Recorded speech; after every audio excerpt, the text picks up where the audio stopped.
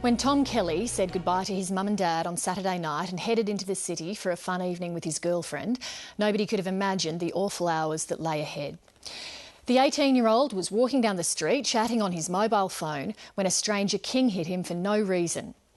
Tom Kelly never regained consciousness and the police still don't know who the killer was. The Kelly family can barely fathom the senseless act that stole their son's life, and they've summoned the courage to share his story in the hope that the public can help expose the person responsible. Hayden Cooper met the family at their Bowral home today. I guess it's just that call that no parent ever thinks is ever going to happen to them, you know, and I still don't believe that it happened to us. We're still in this black cloud of fug, and I'm speaking for myself and not for Kathy, but I still don't have anger, and I know that I should have anger, but I don't think we're at that stage yet. We're still in a period of disbelief, like it's a bad dream and we haven't woken up. At his family home in the Southern Highlands of New South Wales, Thomas Kelly's bedroom is empty and silent. His possessions are here, his photos and awards from 18 years of life, but he will never return.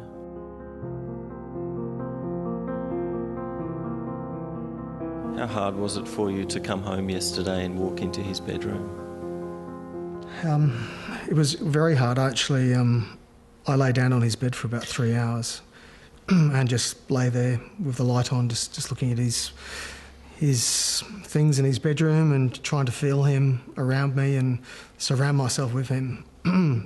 So it was difficult.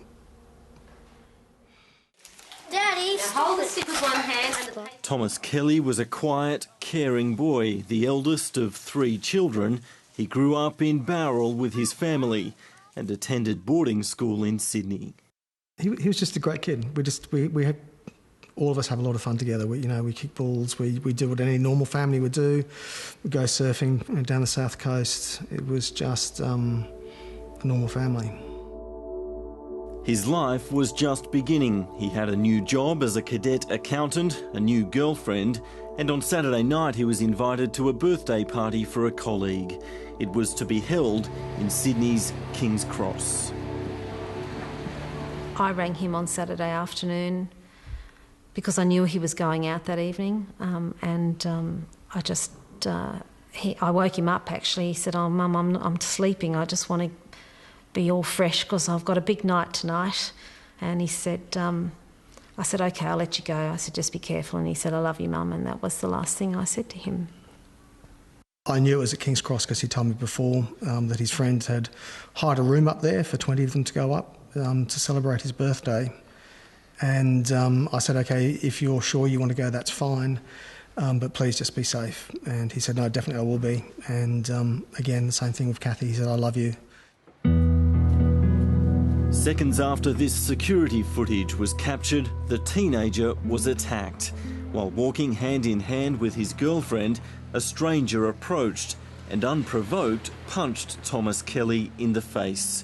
He hit the ground hard.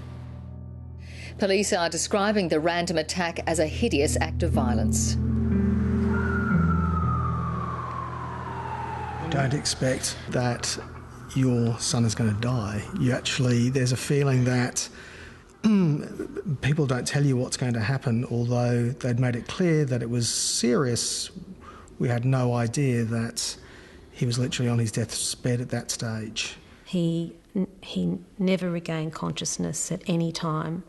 The damage was completely irreversible. We didn't really understand that even at that time, and when we did go in to see him, of course, we were shocked. He was lying there.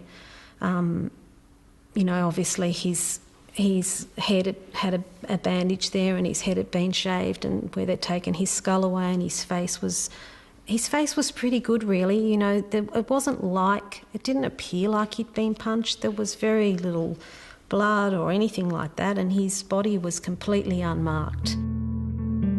It became clear that there was no hope.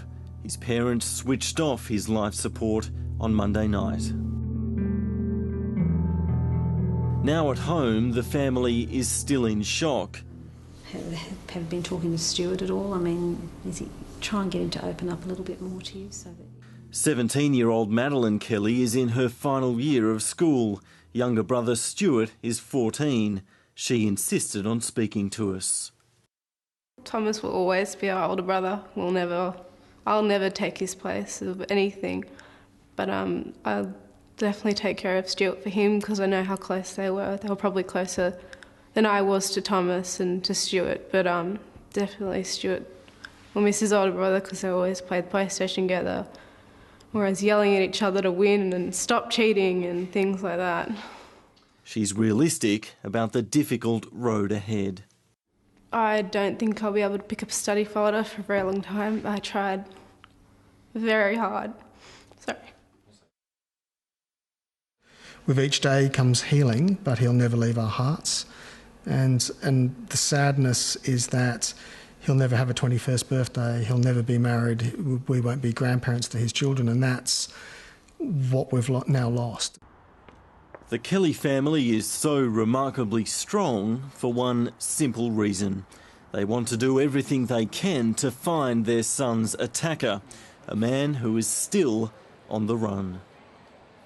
If they could see what they have done, the result of what they have done, they must feel the compassion that everybody else is feeling, and they must feel something that they would come forward, or the people, somebody out there must know them, and that they would actually come forward and put his name forward to the police, because we can't have people like this in our society walking around aimlessly punching people. They came out intentionally to punch our son in the face. Now, whether they intended to hurt him to the extent that they did is irrelevant, and as far as I'm concerned, he's been murdered.